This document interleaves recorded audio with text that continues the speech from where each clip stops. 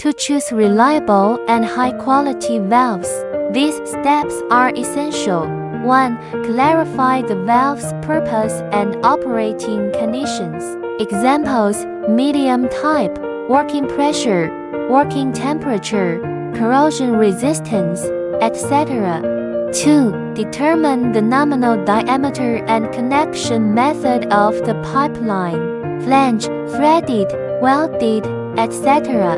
3. Specify the valve actuation method: manual, electric, electromagnetic, pneumatic, hydraulic, electromechanical linkage, or electro-hydraulic linkage. 4. Select materials for the valve body and internals based on the pipeline medium, pressure, and temperature: gray cast iron, malleable cast iron, ductile iron, carbon steel, alloy steel, stainless acid-resistant steel, copper alloy, etc.